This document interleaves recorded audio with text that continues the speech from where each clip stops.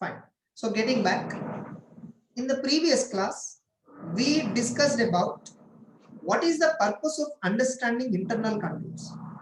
And we understood understanding of the internal control will help us to determine nature, timing, and extent of audit procedures to be performed. Your audit plan will be substantially influenced by how internal control system is in operation. Further, this also enables the auditor to prioritize the areas depending upon the weaknesses identified in the system. Suppose if you don't care to study, no, you unnecessarily invest so much of time, you are unnecessarily heavily you're doing work, and your audit object will be altogether lost. Why? Because without understanding the organization, whatever you do, it is meaningless. Understand why you are doing, understand the purpose of doing always, whenever it is not just in audit, even when you are attending the auditing class, understand the purpose, why are you learning this auditing? Not for the purpose of exams alone. You are learning this. Tomorrow you are going to become a chartered accountant, you have to do audit. So for that reason, you are reading all this. It's not for exam. Exam is only for testing to know whether you learned it or not. But the problem is we are always learning everything only for exams' sake, to qualify to go to the next step, only for that sake. We are not thinking at a broader scale. Fine. The information about controls, from where you can get this information regarding internal controls, there will be some manuals will be there, books will be there, you can get that, and organization charts will be there. You can ask officers, employees, they'll explain you. And remember, controls and all, suppose they are existing satisfactorily, they're good. That doesn't mean it is absolutely deterrent to fraud. Suppose if there is a mistake you found when you're doing substantive procedures, you discovered some mistake. No doubt, if there is a significant weakness, significant deficiency in internal control. 7-8 points I'll tell you later, because we have a separate question on that, there I'll discuss. Now, by studying internal control, what is the advantage?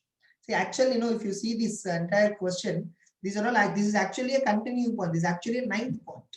But I kept a separate heading called benefits of evaluation of internal control. The following are the various benefits. First and foremost thing, you will understand whether adequate control system is in use or not, you'll get an idea. And you will understand whether an effective internal audit department is operating or not, because you're studying organization, you're studying internal controls, how everyone is working, everything you're looking at, you understand internal audit is effective or not, so that you can determine whether you can use this work or not. Whether the controls are adequately safeguarding the asset, you'll get a clarity. And this. And you'll understand what is the extent and depth of examination audit that needs to be carried out in different areas. In sales, how many days I should do, in purchases, how many days I should do, in fixed assets, how many days I should do, in current assets, how many days I should do. You'll understand that. And not only that, you'll also understand areas where the controls are weak. So controls, wherever there is a weakness, you can give a suggestion to the management to improve the control system. You will give a letter of weakness. You will give a letter of weakness. This one. So whatever the points that I picked, the 6 points, A, B, C, F, H, I, these are enough. These are enough. Remaining are not required. These are enough. 6 points. What are the benefits of evaluation of internal control? Always remember, whenever someone asks you what are the benefits, first these 2 points you have to write compulsory. 1 and 2 points you have to write as an introduction. And third point, the following are the benefits, and you have to write any 4 of the 6 points. I selected 6. Any 4 of the 6 points, if you write, that's enough. Not all the points are required. That's it. So that is regarding why auditor has to understand the internal control, and why auditor has to understand the internal control and benefits. That's it. By the way, all of you have one more task. When you're reading, you have to read these similar questions also. I hope you're all doing it. Okay, let us try to break this question once. This question is little with new words. So far as auditor is concerned, the examination and evaluation of internal control system is an indispensable part of overall audit program. Correct? No, indispensable means you cannot separate it. You have to keep it. Can you ignore internal control system study? As long as we understood until now, internal controls is something that you cannot ignore. The auditor needs reasonable assurance that the accounting system is adequate that all the accounting information which should be recorded has in fact been recorded. You need an assurance. What assurance you need? Whatever account, whatever the transaction that should have been recorded has been recorded or not. You need to check internal accounting related controls. Internal controls normally contribute to such assurance. So if accounting controls, internal controls are good, I generally get that assurance. Okay, every transaction is being recorded, every transaction is being monitored. Explain. So see, they gave a story until now. They just gave some story, some summary they gave, but that is not the question. The question is the last one. Explain clearly the benefits of evaluation of internal control. They're asking you to write point B. Any 4 points out of the 6 points you have selected, and in the part A, 1 and 2 points are common. Understanding internal controls helps the auditor to determine nature, timing, and extent of audit. The audit program is substantially influenced by the internal control system found in operation. That's it.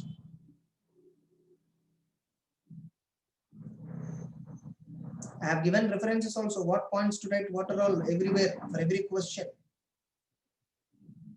Next, the 12th question is, explain the methods of evaluation of internal controls by the auditor.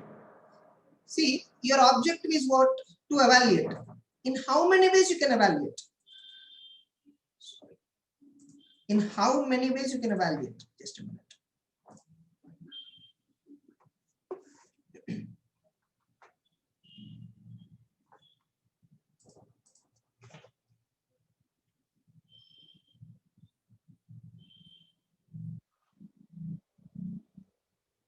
So, ways to evaluate internal control system.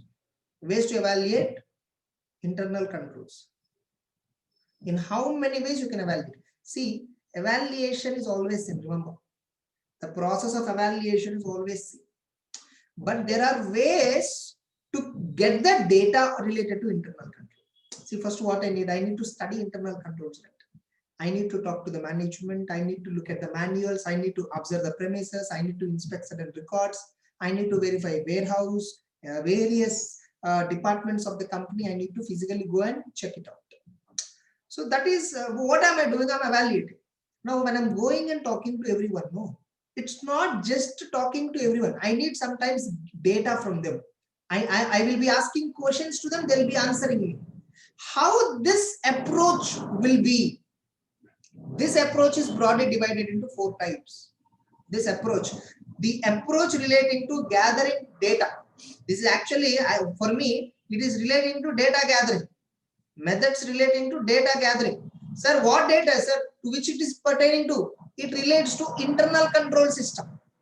Sir, internal controls related data you want. Sir, why you want this data? I want the data to understand how the process is going on. I want this data to understand how organization is working. Okay, sir, you can get this data in 4 ways. In 4 ways, you can get this data. One way is narrative records. One way is narrative records. 99% of the CA students, especially CA inters, they study this question without understanding the question. They just think methods means 4 methods. No, that's not the way. Understand. You need information about internal control. Why you need information? To know whether the control system in the organization is efficient or not. Because you have your own reasons. If it is efficient, your nature, timing, extent of audit will decrease. If they are inefficient, it will increase. In purchases, if it is efficient, you will give less attention. In sales, if it is weak, you give more attention. Your own objectives, you are gathering data for evaluation. How you gather this data? How you record this data? Before you have to evaluate, you need to first gather the data, right? There are 4 methods for gathering the data. One is narrative records. Another one is checklist. Another one is questionnaire. And the last one is flowcharts. One is narrative records. Another one is checklist, questionnaire, and flowchart. So what are these items? Narrative records. Narrative means what? Narrative means descriptive. It's a descriptive record. Example, I will tell you a particular control in an organization, how a purchases will happen in an organization. One example I'll take. what is the process they follow, and that process I will keep in the form of all these 4 methods. Actual purchases, I'm not talking about the methods, I'm talking about the process. Okay, in one company where I'm doing audit, no, whenever the stores department needs some goods, no, whenever the stores limit or reaching to reorder level, suppose if the inventory in the godown is reaching to reorder level, or they're reaching to minimum level, or they're reaching to danger level, this department will place an order. They will place an order with purchase department. Once purchase department checks this, the purchase manager authorizes, purchase manager signs that particular thing, and he will place a purchase order with the third party vendor. Vendor is a third party. Just I'm mentioning that is a third party vendor. So what, once vendor received the purchase order, immediately he'll process and deliver the goods. See, this is actually the main process, crucial process. Okay, he'll deliver the goods, and what he will issue third party delivery challan, e-way bill, and third party will also issue invoice, because he's a seller. No, he'll give you the bill. He'll issue the invoice. Okay.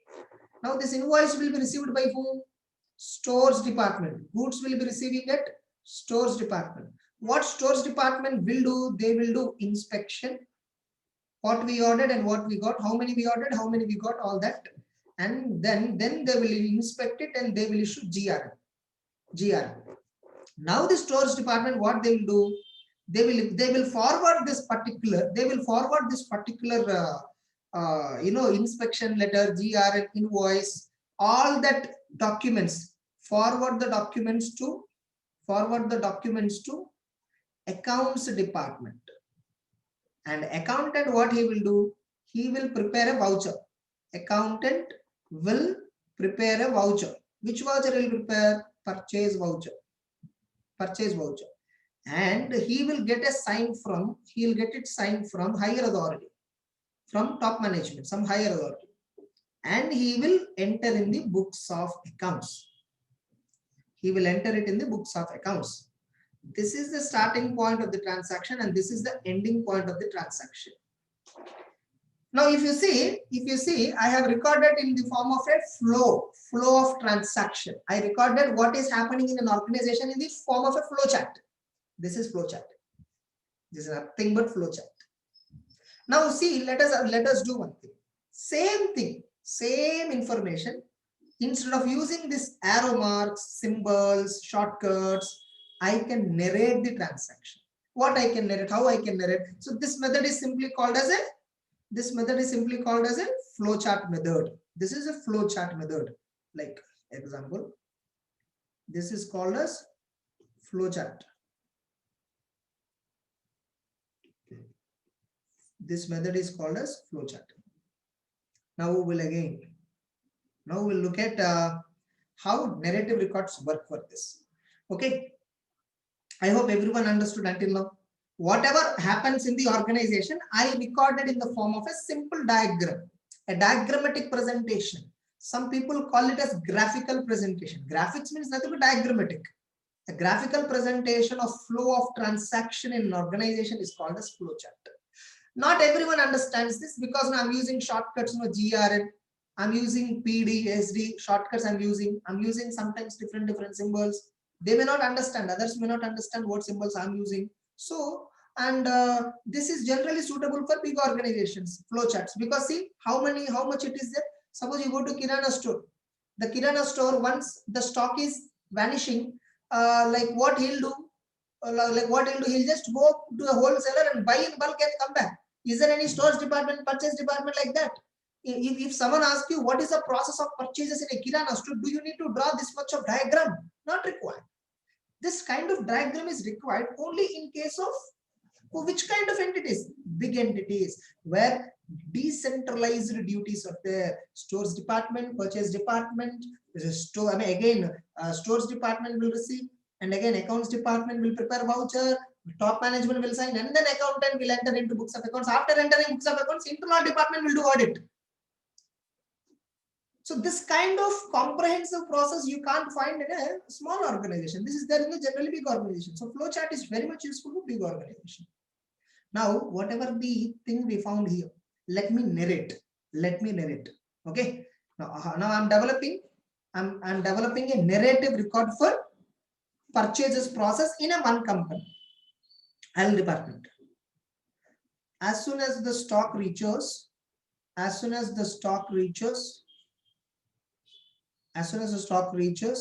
reorder level, the store manager, Mr. So and so, will place a store requisition note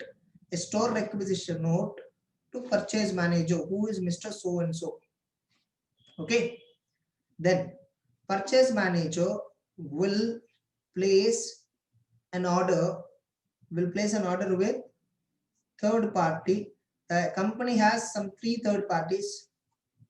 The company has 3 authorized vendors. With any one of them, they will make a order, and immediately on receiving the delivery from third party, before accepting the delivery, the stores department will inspect the inventory as to quantity and quality and specifications, and issues GRN as a token for acceptance of goods,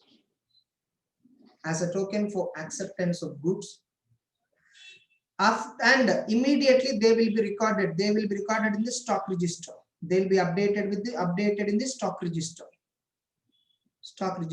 Then the updation copy in the stock register, GRN copy, inspection note, purchase invoice, and e-way bill, this entire set will be forwarded to accountant of the company, Mr. So and so, phone number so and so, head office.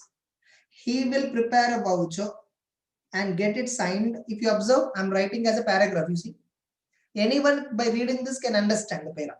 Very simple. Drafting a paragraph is very simple. But the thing is, tell me, see how lengthy it becoming. Moreover, can anyone understand this? Do anyone have patience to read this much of para and then understand? See, for a big organization, no, writing paragraph takes paras and paras. I'm in fact telling you a medium sort of control. Actually, the control system in a big organization, the process of transaction is very hectic. Narrating that process in the form of a descriptive manner requires time. So much of paragraphs will come. So this kind of narrative record, no, it is not suitable. It is not suitable for big organization. So then for whom it is suitable? For small entities it is suitable. Because no, there the controls are less structured. The process will be very simple. You can describe the process in simple words. No need of flowchart and all. So this is a narrative record. Have you all understood? So we are understanding controls. We are understanding what is happening in the organization. Every process is nothing but a policy. It's a control. If I define the control, if I document the control in the form of a flowchart, then I'm using flowchart technique. If I'm writing in the form of paragraph, then the technique what I'm using will be called as a narrative record. Okay, these two are not that famous. We are now looking at a famous methods. One is checklist. Another one is questionnaire.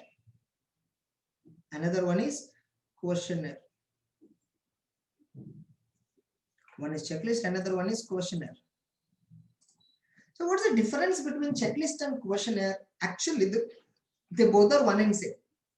In both the cases, questions will be there. First one, see, checklist and questionnaire, I need to prepare the list of questions. First of all, understand, I need to prepare the list of questions. See, suppose I'll tell you to define what is a checklist. Checklist means check list of activities you do.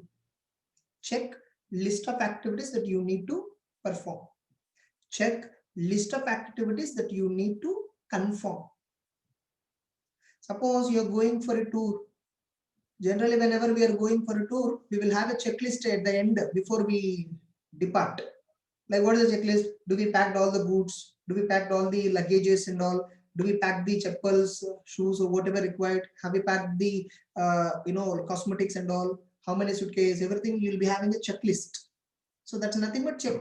You're checking it at the end, finally, before you conclude. Checklist. In checklist also, you are having questions only. But who is answering in checklist? You only design the questions, you check it, and then you will only answer. That's checklist. That's why it's called checklist, no? Checklist, check means what? Tick list. Tick. Tick mark. Tick mark is also called as check mark. Now, what is questionnaire? Questionnaire means same. Questions are same. But I don't answer. I will give it to third party, somebody else. They will read the question and they will answer and give it back. That's why it is called questionnaire. Questionnaire means not for me, third party. Example, in questionnaire, auditor will give series of questions to company staff, company management, and management has to fill the questionnaire and give it back to the auditor. Sir, what is these questions related to? These questions related to internal control system. Okay, sir, what it relates to? I want to know how the organization internal control system is working. Sir, okay, here I have a doubt.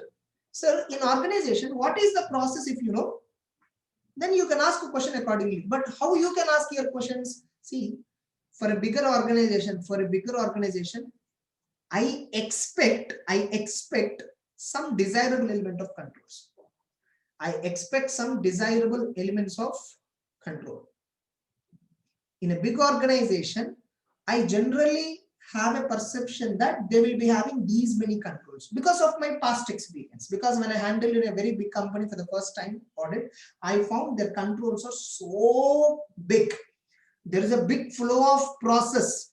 When I asked them, they told me, sir, it is not just in our organization. All our kind of big organization will have similar kind. Okay, in big organization, in this way, controls are decentralized. Now I know how in a big organization controls will be like. And for me, the previous audit which I did, it's the best control for me. For me, it's a very best control. I never found any other company following this kind of decentralized control system. Based on that, I will formulate some questions. Is there a store requisition note from store department? First question. See, if someone asks me, sir, purchases, what are all the points you're going to verify? Sir, in purchases, what points that you're going to verify? If someone asks me, I will just give them my questionnaire or checklist like this. See, these are the points. Sir, why you are asking this question? Do you know this question is exist in this organization? Answer is existing in this organization. Arey yaar, it may exist, yes, or it may not exist, or it may not be applicable. If it is a medium-sized organization, it may not be applicable. For large entities, it is applicable, and they need to tell is it yes or no. For small organizations, it is not applicable. Sir, how do we know? Is it a small organization, big organization? Arey, you're doing the audit of the company, just to go risk assessment, 2 or 3 days, you'll spend time, 2 or 3 days, you'll just checking everything. You'll understand, is it a big entity or small entity? Is it having a decentralized environment or centralized environment? You'll understand. Sometimes store department, purchase department are same. In that case, this is not applicable. Second one, is purchase manager preparing a purchase order? A purchase order, PO order, yes, no, or not applicable. They just have to tick. Third one, is purchase orders pre-numbered? Pre-numbered means what? Pre-numbered means, suppose you take any receipt book, it will already have numbers in red color. Why the numbers are already there? If at all, suppose you want to collect donations in that particular receipt book. Suppose you use the forms from 100 to 150. Means how many donations you have collected? 50 donations you have collected. But you are showing the 44 receipts only. And the book is consumed from 100 to 150. Means 50 receipts consumed, but you are showing 44 receipts related collection. 5 receipts, what happened? They can question you easily. For that reason, pre-numbering is required. Is purchases pre-numbered? Fourth one, is purchase order directly pays it to third party? Fifth one, is third party delivering? E-way bill, comma delivery challan and invoice. Sixth question, is stores department doing inspection as to quality, quantity, and specifications. I'm just asking this. See, sometimes it may not be applicable. If it is not applicable, say it is not applicable. But the answer no. If you say no means, see, if the question is a positive thing, the answer no is a negative answer. If a question is in negative way, answer no is a positive answer. So what is question positive, question negative? We didn't understand. Suppose if I ask you, are you stupid? It's a negative framing of question. If you say yes, it is negative answer. If you say no, it is positive answer. Are you a good person? If you say yes, it is positive answer. If you say no, it is a negative answer, depending upon the question. In this organization, stores and purchases, are they decentralized? The answer, they said yes, decentralized. So is purchase manager, stores manager, are they not colluding? Yes is a negative answer, no is a positive answer. So depending upon the context. So I'll prepare series of questions. I have some imagination about how organization should work, how it should work. I have some imagination. Based on my imagination, I'll draft all the questions and I'll give to you. You are the store manager, you are the purchase department manager. You both have to fill this particular question and then give it to me. If I give you and you fill it and give it me back, it's a question. Suppose I came to you, I am asking you the questions, I'm only filling on my own. After looking at the details, then it's checklist. That's the only difference. So now, sir, how auditors will draft these questions, sir? Based on desirable element of control. I have an idea how organization of this kind should have internal control. For this kind of company, what should be the control system? Based on that, I have some 10 questions or 15 questions. I'll draft the questions and give it to you. Wherever you gave negative answer, wherever you gave answer which is actually a negative one, I will evaluate it. I will further discuss with you and identify, is it really a weakness or not? If it is a weakness, I change my plan accordingly. And I will also give letter of weakness. All of you, please tell me until now, have you all understood? Question checklist is also over. Everyone, tell me please, understood or not? In the chat box, please reply everyone. Easy.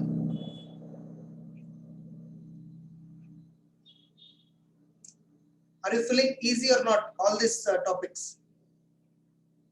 Yes.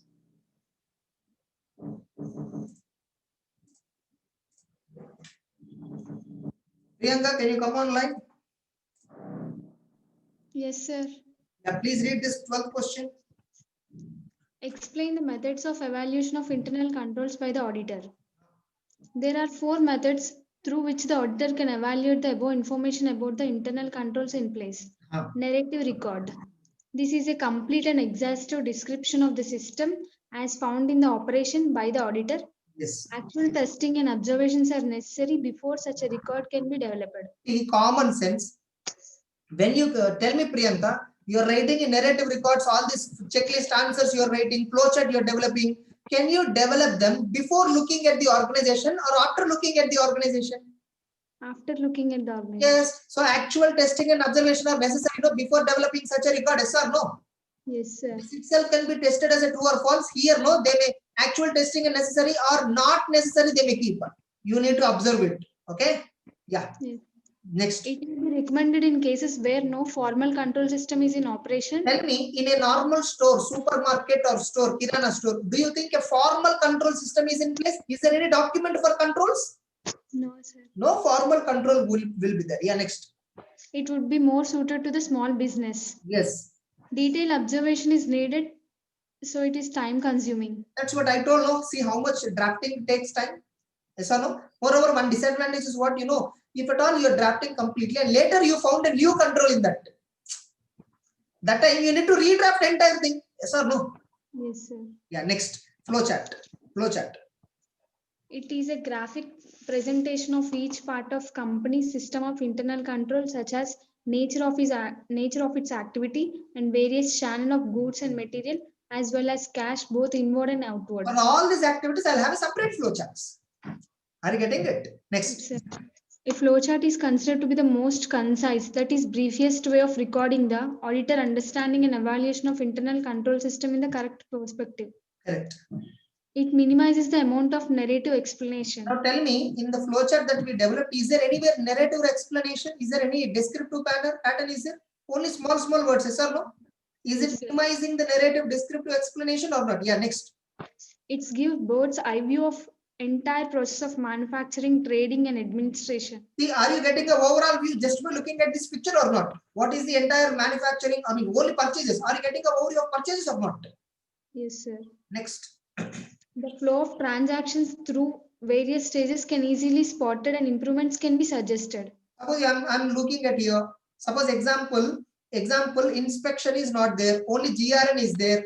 GRN is there. I can easily identify by looking at this. Okay, goods are delivered. Store department, they are just issuing GRN. Where is inspection? I can easily spot or not. If I have a knowledge, if I have some common sense, I can spot easily or not. Yes, sir. So that's how in flowchart you can easily spot weaknesses. Next, checklist. Checklist. This is a series of instructions or questions which a member of auditing staff must follow or answer. Nothing but auditing staff means our engagement team members should answer. Correct? No? Who is preparing this checklist? We are only preparing. Who is answering? We are only answering. Are you getting it? Yes, sir. Next. The instructions and questions are framed according to the desired elements of control. I will frame these questions. You may get it out, sir. How are we framing these questions? How do we know only these questions should be asked? I don't know. I am asking 15 comprehensive questions, out of which only 6 are applicable to this, 7 are applicable to another organization, 12 questions are applicable to another organization, or all 15 questions are applicable to one big organization. Based on how purchases should happen, based on the desirable element, I will draft the questions. And I will go to this organization, ask questions, fill the questions, and then come back. Yeah. When he completes instruction, he shall mark the space against the instruction. Correct? No? Are we marking it or not here? Yes, sir. I'm telling no, here you need to mark checklist. Yes or no, whatever. Yes or no? Next. Yes, sir. Next. Answer to the checklist instructions are usually yes, no, or not applicable. Maybe yes may denote a positive answer. No generally denotes a negative answer. No how the answer no. We will draft question in such a way. We will draft question in such a way. Answer no is a negative answer. Are you getting the point? Let us have uniformity. No means a negative answer. If the person is saying no, it should be a negative answer, which means the question should be framed in such a way. Are you clear? Yes, sir. Yes. Examples. Checklist for purchases. Example not required. As I already told, that is enough. Examples not required. Questionnaire, internal control question. It refers to a complete series of questions in a logical and sequential order prepared by the auditor concerning the internal control. By the way, tell me, are we preparing it in a sequential order or not? First, we are asking store requisition, then purchase order, then are they pre-numbered, then are they issued to third party issuing bill. Is it a sequential order or not? Is this a sequence of the transaction or not? Yes, sir. Are we asking first books of accounts prepared like that? No, right? No, sir. Yeah, fine. Now in this, you have to read this first. Okay, this is second, this is third. Yeah, read in that order. The questionnaire is usually issued to the client and the answers to the questions are filled by the client's employees. That's why it is called questionnaire, because you people, your team is preparing questions, client is answering, third party is answering. Yeah, next. Answers to the questions are usually yes, no, or not applicable, along with the remarks column for an explanation or further details of no answer. Here, no answer means negative or positive? In ICQ, the questions are generally so framed that no. Priyanka, I'm asking you a question. Here there is a meaning, right? Along with remarks column for an explanation or further details of no. Further details of no answer means which answer? No indicates positive or negative? Negative answer. Negative. Since it is negative only, we are asking for additional remarks and explanation. Clear? Yeah. Yes, sir. In ICQ, the questions are generally so framed that a yes answer denotes satisfactory position and a no answer suggests weakness. That means how you are drafting the questions. You are drafting the questions in such a way. Yes denotes the positive answer. No denotes a negative answer. Are you clear? Yes, sir. In respect of questions not relevant to the business, not applicable reply is given. Correct, no? Next. Yes, sir. Fourth point. After examination of answers, if any inconsistencies or weakness are noticed, the matter Means is like further you will be getting the answers from client. review answers. Now you will be looking at questionnaire, you will find some no answers. That no Yes. answers may be weaknesses, no? Yes or no? Then that matter is further discussed with by auditor staff with the client employees for a clear picture. You have to know, no, that's why remarks column is that there, you need to fill it. Is it really a weakness? Are you clear? Sometimes Yes, no, employee may not understand the difference between no and not applicable. Wherever not applicable, he may keep a no. Some people don't understand no versus not applicable. They don't understand the difference. Are you clear? Yes, sir. Then finally, now you know the list of weaknesses. Auditor prepares a report of deficiencies, nothing but letter of weakness, and sends it to the management along with recommendation. How you can improve that? I can send my recommendations. This is what SA 265 standards is about. Are you clear? Yes, sir. Confident, easy? Yes, sir. That's it. So with this, that particular aspect is also completed. Okay. Next question is regarding, sir, why do we test controls? If you remember, we have a chapter called documentation. There we discussed elaborately on test of controls, few questions. What is the nature, timing, extent of test of controls? Yes or no? Yes, We sir. have discussed this particular question. What if auditor identifies any deviations from the control? So all that we have tested. So why are we doing test of controls? The test of controls we are doing to get the evidence about effectiveness of design of the control, operations of the control. Yes or no? We wanted to know how, whether the designing, the operation of the controls are effective or not. Okay. By the way, tell me, we do test of controls, right? Do we test 100% of the controls in the organization or on a selective basis? Tell me, Priyanka. Selective basis. Yeah, we cannot do 100% checking. It is impossible to check 100% control. So selective basis will cover generally all important areas that are relevant to the financial statements. Yes or no? Yeah, please read the purpose of test of controls. Test of controls are performed to obtain audit evidence about the effectiveness of design of accounting and internal control system, that is, whether they are suitably designed to prevent or detect and correct the material misstatements or not. Yes. And operation of the internal controls throughout the period. Yes. The testing is being carried out on selective basis and will cover all important areas that are relevant to the financial statements. That's it. Correct, no? Yes, sir. What you will do in test of controls, you may inspect some documents, you may inquire management, you may reperform a control, you will test the control. That's it. Are you clear? Yes, sir. That's enough. That is not required, not much relevant. Now write about controls relevant to audit. Write about controls relevant to audit.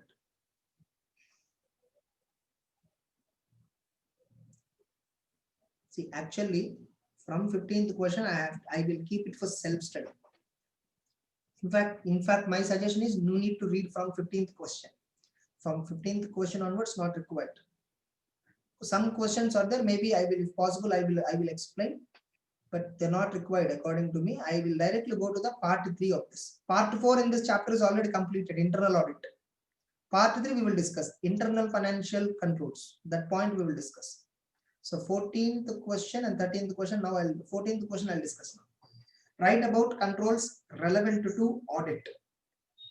Controls relevant to audit. See, tell me, Priyanka, are you there? Yes, sir. See, there will be so many controls. No, I said there are so many controls in an organization. They may be operating controls, they may be financial controls, they may be compliance control. Correct or not? Yes, sir. Now, among operational controls, some controls may be relevant for us. Suppose input-output ratio may be relevant for us because we are calculating normal loss and it is influencing financial statements directly. Yes or no? Fraud and error, there is a direct influence. Compliance control, whether GST has been paid properly on time or not. I need to check whether GST rate is applied properly or not. Otherwise, what happens? There will be a misstatement in GST liability, because of which balance sheet will be either overstated or understated. Some problem is there. Correct?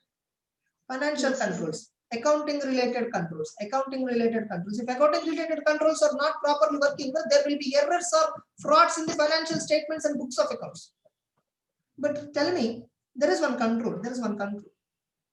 APSRTC, you know, or TSRTC or APSRTC, yes, or KSRTC, whatever road transport company, they will be having fleet of buses. Yes or no? Suppose APSRTC is having, let us assume, some 10,000 buses.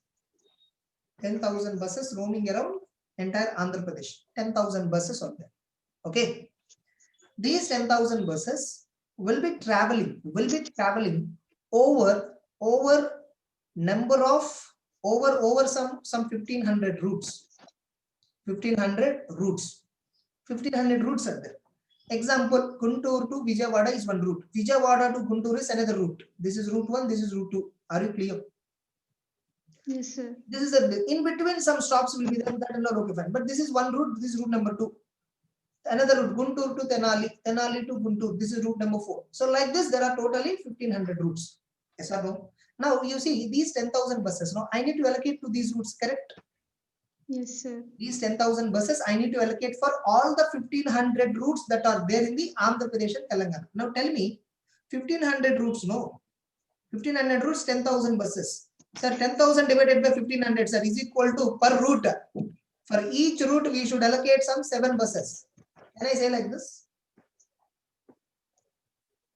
For each route, sir, Guntur to Vijayawada, 7 buses. Vijayawada to Guntur, another 7 buses. Guntur to Tenali, some 7 buses. Tenali to Guntur, some 7 buses. Because total 1,500 routes, sir, 10,000 buses are there. Can I allocate like this? No. What should I consider? I should consider the demand over that route. Demand and supply. Yes or no? That is the most important factor. Demand and supply I need to consider. This RTC manager, they will be having one department called assignment department. Assignment. They need to assign these 10,000 buses to 1,500 routes on a efficient basis where none of the route get wasted, none of the bus get wasted. Suppose I allocated Tenali to Guntur 7 buses. What is required is only 3 buses is enough. 3 buses are enough for that route. But you are allocating unnecessarily. How many buses? 7. 4 will be unnecessarily emptily roaming, no? So, yes, because of which am I incurring losses or not? Yes, sir. Now tell me, I may incur a loss. I may misallocate the route, but tell me, will it bring any misstatement? Suppose Tenali to Guntur, I need 7 buses, I need 3 buses, but APSRTC allotted 7 buses. Because of this balance sheet P&L of APSRTC, is it materially misstated? Tell me. No, sir. There is no relation here. But no doubt, revenue generation capacity will influence, sir. Yes, sir. Revenue generation by RTC will be influenced. See, there is a difference between revenue generation and revenue recognition. As an auditor, we bother about what? Revenue recognition. This should be bothered because it is an accounting related treatment. Revenue generation is an operating aspect. Now tell me, no doubt, routes allocation is an important activity for the organization. Yes or no? For RTC, routes allocation, buses allocation. For Indian Railways, trains allocation. For airlines, aeroplane allocation is a very important thing. Yes or no? No doubt about it. Now, how that allocation is happening is auditor bothered to check. It's no doubt a control. It's no doubt an internal control. It is also internal control. Now tell me, is this control relevant for the auditor? No, sir. So there are so many controls. See, these controls, if they are not properly working on, they may influence financials. They may influence financial statements by altering the position of the entity. Performance and position will be altered. They influence it directly, no doubt about it. But because of it, will there be a material misstatement in the financial statement? No. So, though these controls are relevant for financial reporting, though these controls are relevant for financial statements, they may not be relevant for auditor. Are you getting the point? Yes, sir. They may not be relevant for the auditor because these controls are not causing any material misstatement in the financials. What is my duty? Sir, balance sheet P&L is given. Is it correct or incorrect? I need to tell. That's it. I don't have any other duty. They are correct or incorrect. So, which means which controls I need to, which controls I am bothered about, which controls are relevant for me. Those controls which will influence the amounts or figures in the financial statements. Yes or no? Suppose if a particular control is bringing a negative, is bringing an incorrect amount, in balance sheet. It's not a correct amount. Because of this control failure, balance sheet is becoming misstated. That control is required.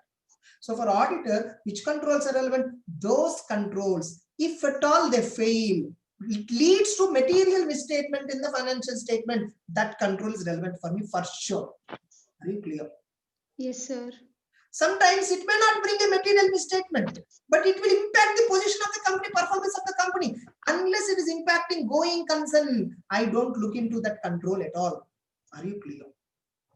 Yes, sir. That's it.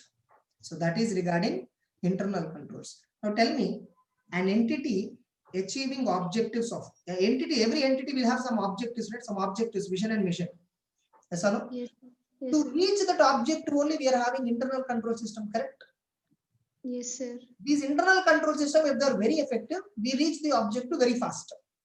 Which means there is a direct relationship between internal controls of the entity and achieving the objectives of the entity. Yes or no? Yes, sir. That's it. Yeah. Read question number 14. Write about the controls relevant to the audit. There is a direct relationship between an entity's objectives and its internal controls to provide reasonable assurance about the achievement of such objectives. The entity's controls are generally related to financial reporting, operations, and compliance. Yes. Factors to judge relevance. The following are various factors that auditor will consider to judge whether a control is relevant or not in an audit. Yes. Materiality. Like I'll tell you, first point they are saying there is a direct relationship between objectives of the company and its internal control. Okay. The entity controls are generally financial reporting or operations or compliance. That's what financial controls, operating controls, and compliance control. Yes or no? Now, whether a particular control is relevant or not, it's first of all, remember, it's a matter of professional judgment of the auditor. Correct or not? Yes, Some sir. auditors may feel some controls are relevant, some auditors may feel the same controls are irrelevant. It depends on professional. So now, sir, is there any principles for deciding whether a control is relevant or not? Yeah, it depends on materiality. The control is very, very important, very, very influential. Maybe I feel it is relevant. Significance of related risk. If at all that control fails, what happens? It brings risk, very, very bigger risk. Then the control is relevant. Size of the entity. For a very big entity, route allocation control is not relevant. For a small entity, route allocation maybe I will look into. Nature of entity's business. Of course, both are actually similar. And ownership and management structure. Is it a government entity or non-government entity? In government entity, no. I am concerned about propriety. Yes or no? I'm concerned about proprietyness. Propriety element, all of you.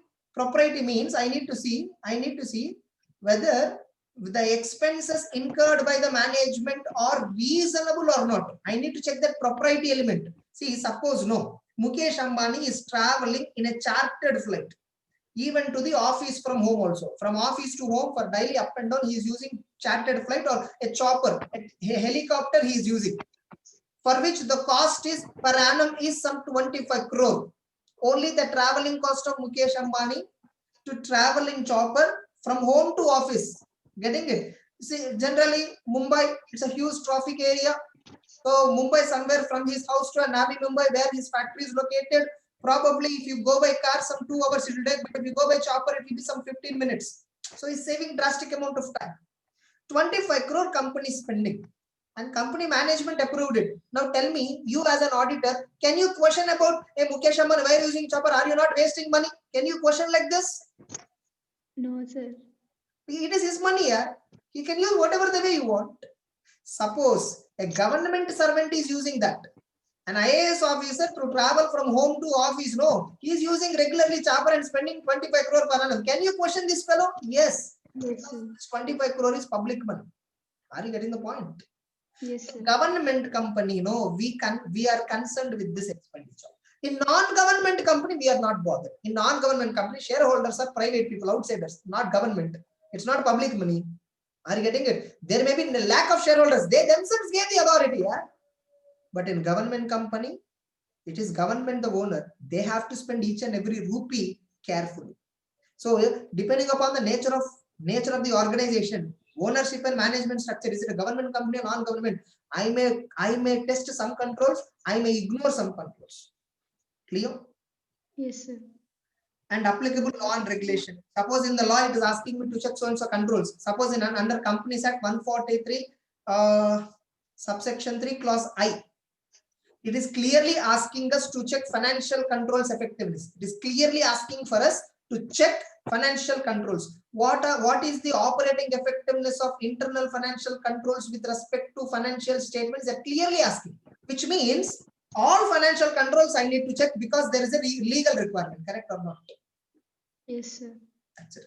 Diversity of operations. In what operations the company has spread into? They spread into cosmetics, they spread into defense, they spread into petroleum, they spread into crude oil, crude oil, whatever, like refining, something. Depends upon that also. Maybe some controls may be relevant. Clear? Yes, sir. Which controls are not relevant?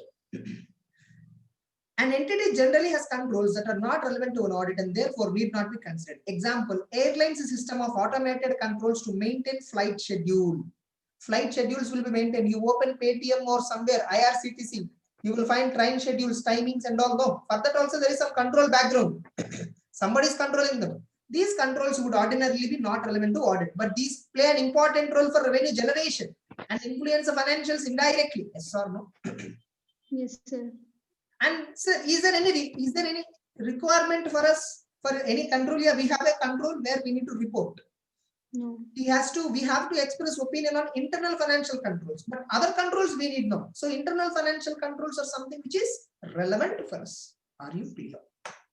But anyhow, on this we have a third part of this chapter where I will discuss. See, if you observe, risk assessment and internal control material chapter. If you observe in the material, we divided the chapter into 3 parts.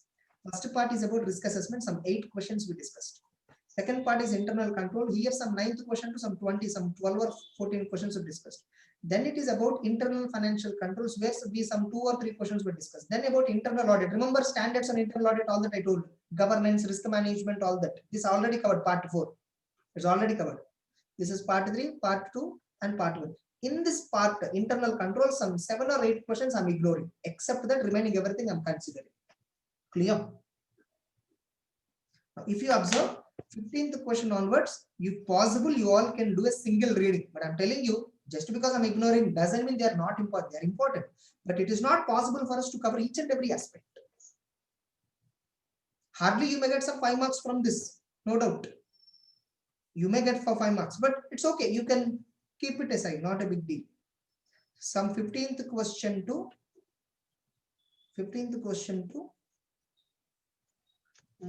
almost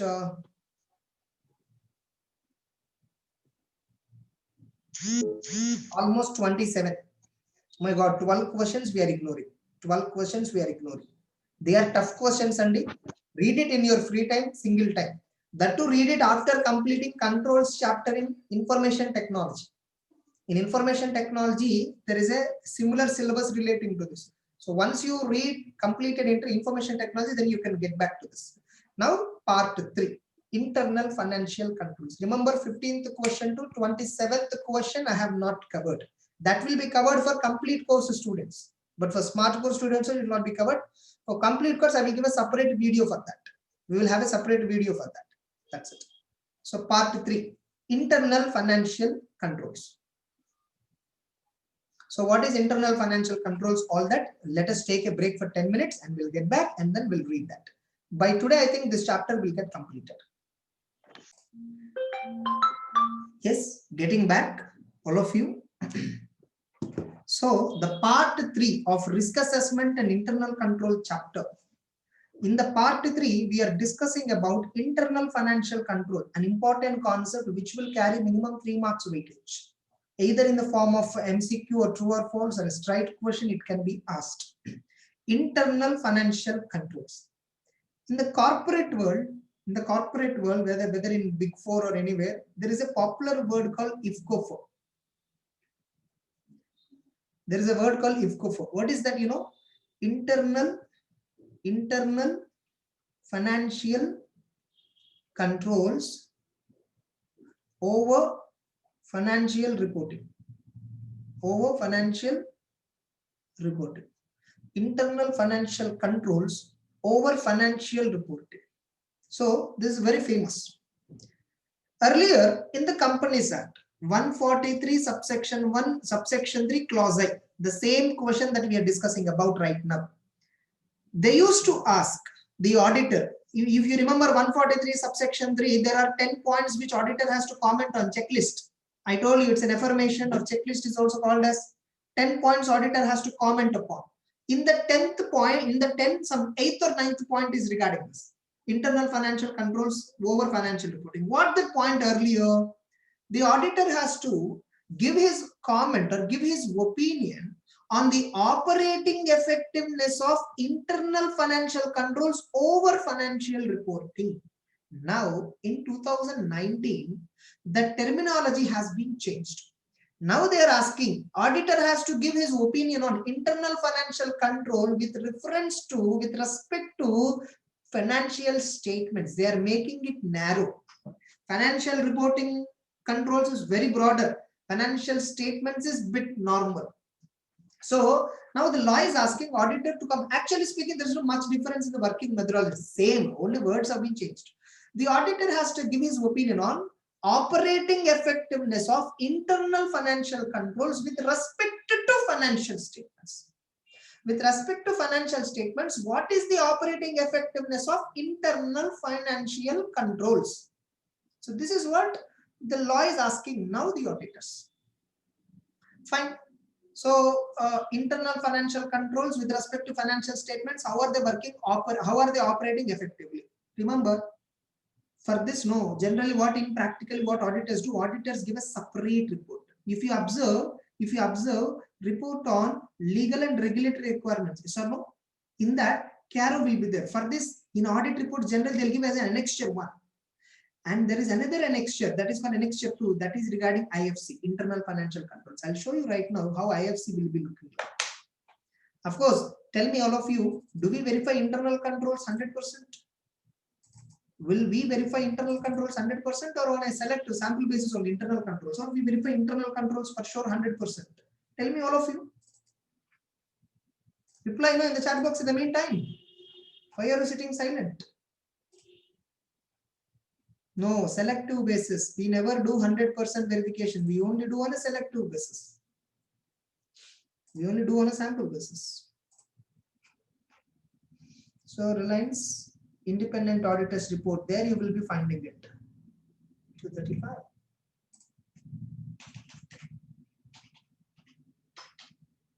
Yeah. If you observe, this is the audit report of the Reliance company. First opinion para is there, basis for opinion is there, then key audit matter is there. Then responsibilities of auditor, responsibilities of management is there. Other matter paragraph is there.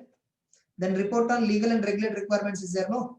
Here CARO report, if you observe here the CARO report, that is given in the form of annexure 1. This annexure 1 we have seen already, CARO. 143 subsection 3, 10 points auditor has to comment on.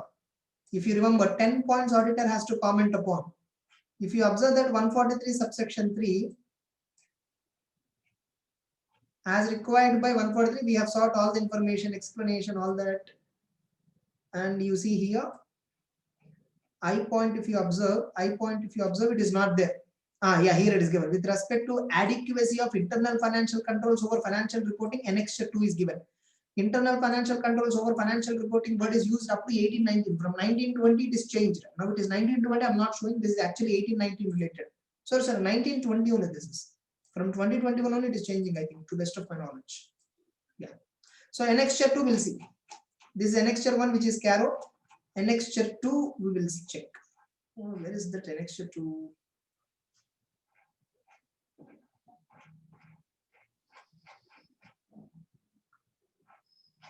Yes, here it is there. Annexure 1 is given. Directly they're coming to balance sheet. Okay, right side it was there. Yes. You see this annexure 2, we are giving a separate report. Independent auditors report.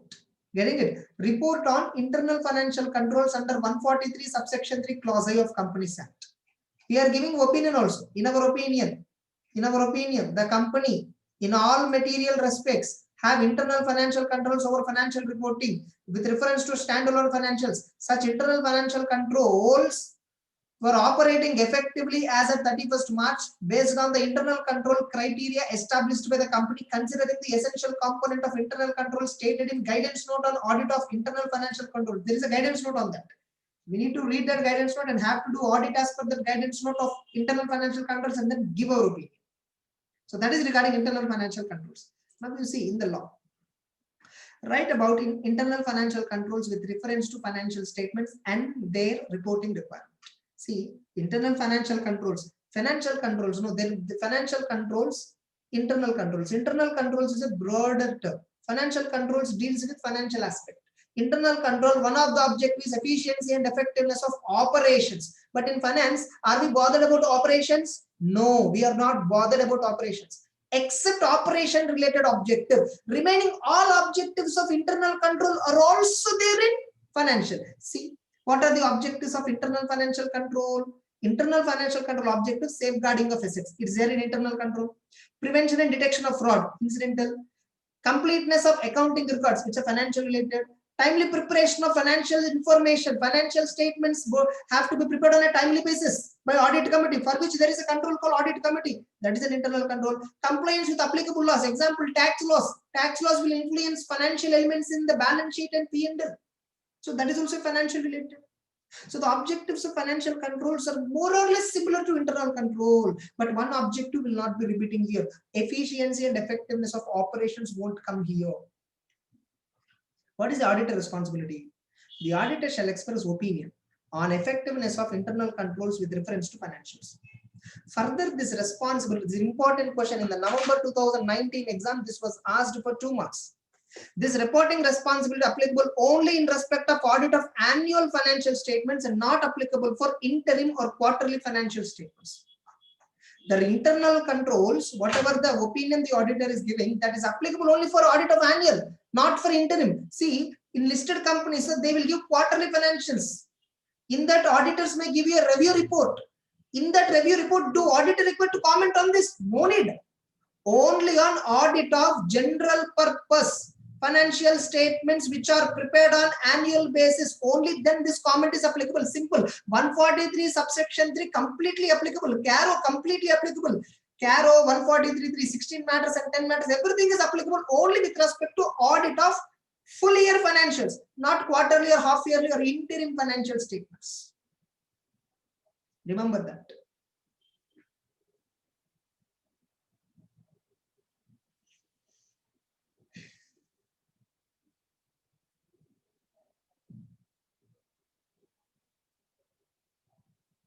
So this 20th question, 29th question is not a new thing. It's not, there is no much difference also. It's same. See, what is internal financial control? Internal financial controls are for ensuring the following objectives, like safeguarding of assets, prevention and detection of fraud, accuracy and completeness of accounting records, timeliness of preparation of financials. Then what is the internal controls? Internal financial with reference to financials. What is this terminology? Sir, IFC with reference to financial statements is one terminology. Just IFC is another terminology. What is the difference? IFC is a concept. IFC with reference to financial statements is in the context of opinion expressed by the auditor. That's the difference. If simply IFC means what means? It's a financial control concept. IFC with reference to financial statements means here we have to give opinion. In this case, the auditor has to express opinion on operating effectiveness of internal financial control with reference to financial statements. This opinion is in addition to opinion expressed on financial statements of the entity. That's why I showed in the Reliance audit report, there is an annexure 2, there I'm giving another opinion. Further, the opinion on internal financial controls do not apply with respect to interim financials or quarterly financials. It is applicable only with respect to annual financials. As per section 134, read with 143. That's it. And we have already completed part 4. This we have already done. Internal audit. If you observe, we already completed part 4. So in risk assessment, you try to remember first question to 14th question. This we have discussed thoroughly. And again, part 3, part 1, part 2, you need to be very clear on, part 1 and 2 together this is, okay. In part 3, 2 questions were there. These 2 questions like 28 and 29, you be thorough.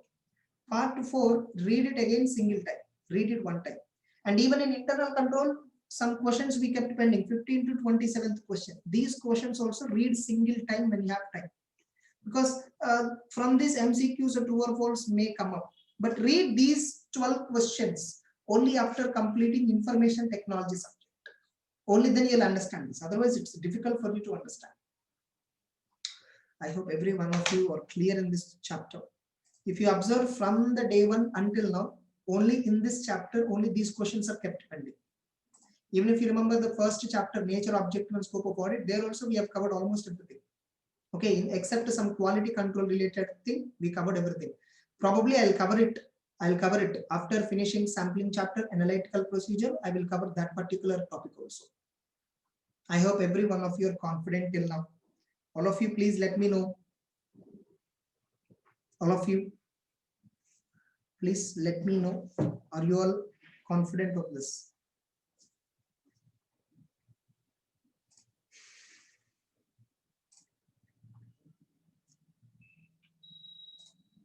Then once if we recap, what are all we covered till now? What are all we covered till now from the December 10th? So the date on which we have started the batch. We discussed detailedly fundamentals chapter.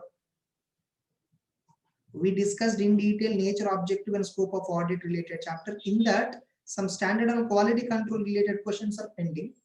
Third and fourth question is pending, which I will cover after 3 or 4 days.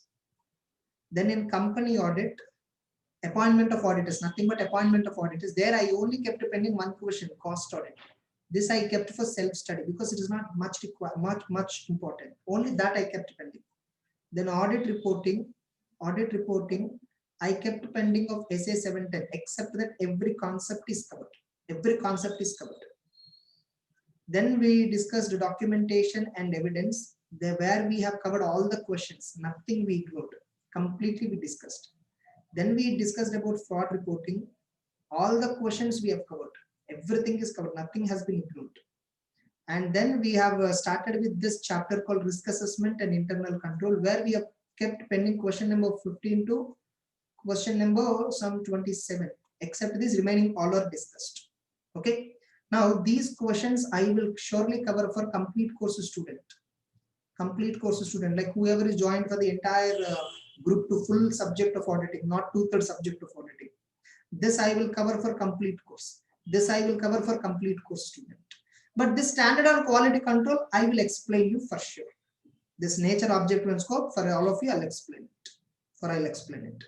The next, our upcoming chapters will be, now if you observe, as per the institute material, this is one chapter, 2, 3, 4, 5, 6 chapters as per institute material we covered.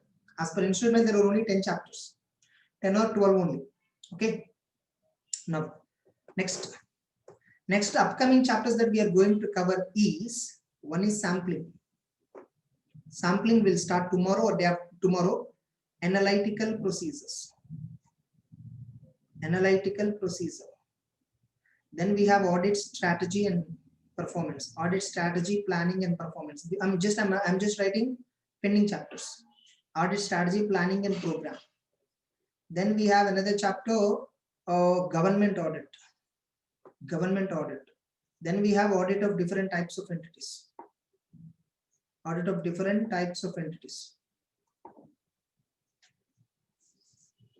Then we have audit of different types of entities. Then we have items of financial statements. Then we have one more important topic is standards on auditing. This is the pending syllabus which we have. If we calculate, sampling will be taking another 3 hours of time. Analytical procedures will be taking 3 hours. Both together I may allocate 7 hours. Strategy planning will take some 4 hours. See, I'm just only calculating. It is not that I'm teaching for smart course students. For smart course students, syllabus has to be completed by maximum 15th or 16th, 18th maximum. That's what I said. Government audit will take some 4 hours of explanation. Audit of different types of entities, some 4 hours. Items of financial statements will actually take 6 hours of time. Standards on auditing will take some 10 hours of time. So still we need 14 plus 6, 20. Then 28 plus 7, 35 hours more needed. 35 more hours we have syllabus. Okay, But for you, what are all chapters that I'm going to cover for sure is sampling I will cover. So, I mean, until January 18th, I'm going to tell you what is my next schedule. Sampling I'll cover, analytical procedure I'll cover, items of financial statements. I will give you some 40 minutes how to prepare video, how to prepare that video, how to prepare items of financials. I'll give you a video on that I will cover. Standards on auditing, some introduction is there. Standards on auditing, some introduction is there, and some important standards: SA 505, SA 501, SA 510, SA 570. Only these 4 standards I'm going to cover for all of you. But actually, after watching the introduction, you will understand there are some 7 to 8 standards which are still pending. Apart from all this, after giving you introduction, you'll understand that. Or else we'll do one thing. We'll start with standards, no, tomorrow. Is that fine? We'll start with standards. Generally, I have a habit of teaching standards at last, because no, standards is lengthy discussion, but hardly weightage will be less than 10 marks. From auditing standards, the weightage will be hardly less than 10. That's the reason I always discuss it later. Suppose sampling you take, analytical you take, both together 10 to 12 marks is a minimum weightage. So like for you, ultimately my conclusion is what I am going to keep it pending for smart course students. What I am not covering, I'll tell you. I'm not covering government audit. I'm not covering audit of different types of entities.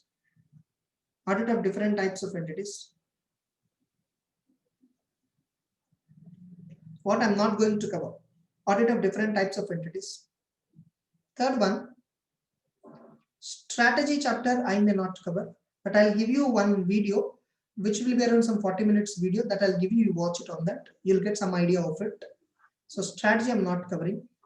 And in standards, SA 510 I won't cover, 560 I will not cover, 580 I will not discuss for you, and of course 710 also I kept pending for you, and 220. 5 standards I'm not discussing for you.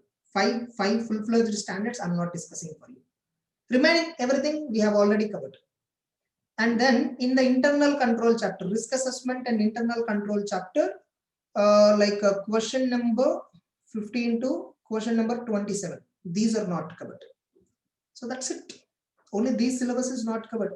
And I think one more place is cost audit in appointment of auditors chapter. So cost audit concept is not covered. In items of financials, we are not discussing each and everything in detail. We are only discussing intro part for smart course as well as complete course also. Only for regular course, items of financial statements, all the items 30, 40 points will be there. Each and everything will be discussed in detail, where we will be spending 15 hours of time. For regular course only, we will be teaching that. For crash course or smart course, we will not be teaching. Only that is the difference between crash course and others. Rest everything is same. So except this, remaining will not be discussed. Suppose if at all in future, if you want even these topics also, or if at all you want to listen to the auditing class once again in future, okay, we have application in that store is there. Store in that auditing for 100 hours, some auditing course is there. You can buy that course. You can contact me personally. I'll give you discount also, because if you're an old student, like either a smart course student or a complete course student, I'll give you a discount for that. In future, if at all you need, that's it. So this is the thing which we are not covering. Government audit, how much weightage that we have not covered. Government audit is hardly 3 to 5 marks weightage maximum. Items of different types of entities is 6 marks weightage maximum. That these two together is only 8 marks weightage. That is maximum weightage. Strategy some 5 marks weightage. These standards altogether some 3 marks or sometimes 5 marks you may get. This is some 5 marks weightage. Appointment of auditor, cost audit, if at all comes, true or false question only will come. So how much marks we are ignoring?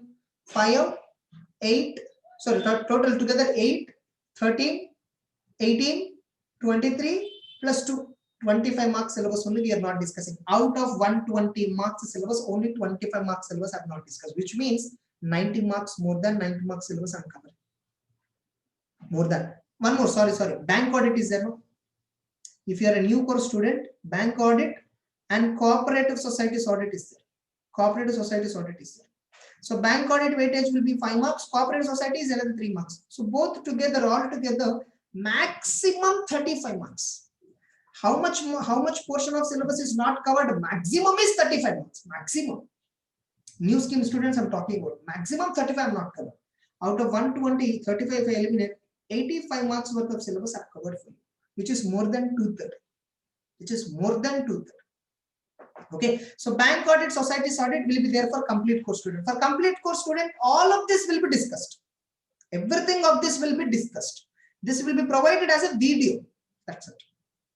I hope everyone, whoever have been joined for smart course and complete course, hope you have understood.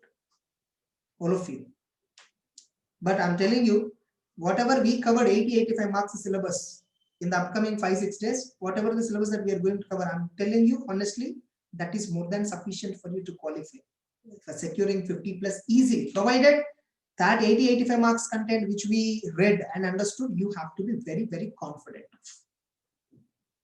So kindly all of you, please let me know, have you all understood regarding the status of the syllabus? Please reply me in the chat box.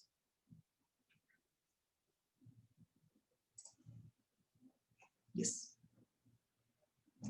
Even if you take, that's it for the day.